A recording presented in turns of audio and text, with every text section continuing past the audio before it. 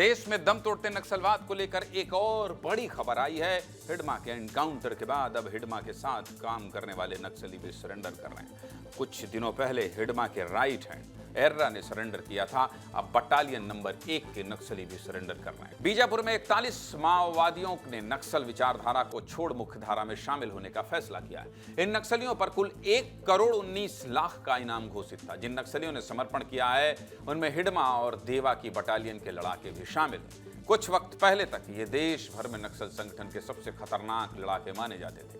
जितने खतरनाक उतने ही कट्टर भी। लेकिन हिडमा सहित देश के बड़े नक्सलियों के एनकाउंटर के बाद बटालियन नंबर 1 के ये लड़ाके भी अब हथियार छोड़ संविधान की किताब थाम रहे हैं। आज संविधान दिवस के दिन ही बीजापुर में एक बार फिर लोकतंत्र और मजबूत होने की ये तस्वीर सामने आई। बीजापुर में किन किन नक्सलियों ने सरेंडर किया है उनके बारे में भी आपको बता देता हूं।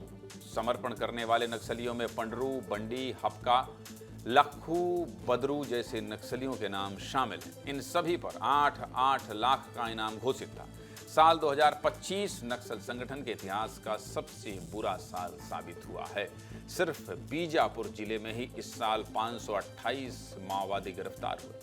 560 माओवादियों ने समर्पण किया और 144 माओवादी अलग अलग एनकाउंटर में मारे गए हैं। वहीं साल 2024 में भी इसी बीजापुर जिले में नक्सल संगठन को सबसे बड़ा नुकसान हुआ था। पिछले साल बीजापुर में 790 नक्सलियों ने समर्पण किया था।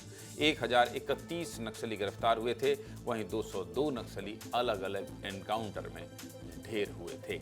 ये तो छत्तीसगढ़ के दक्षिणी हिस्से की बात हो गई, लेकिन राज्य के उत्तरी हिस्से में खैरागढ़ से भी 2 माओवादियों के समर्पण की खबर आई।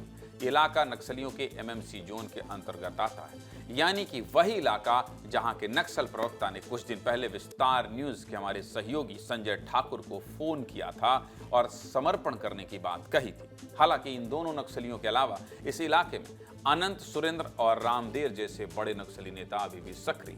नक्सलियों की अपील के बाद छत्तीसगढ़ सरकार ने नक्सलियों की घर वापसी के रास्ते खोल दिए हैं। उम्मीद है इस इलाके में सक्रिय सारे नक्सली भी जल्द मुख्यधारा में शामिल होंगे, और नहीं होंगे कुछ छिपा नहीं होंगे तो पाताल से निकालकर मारे जाएंगे।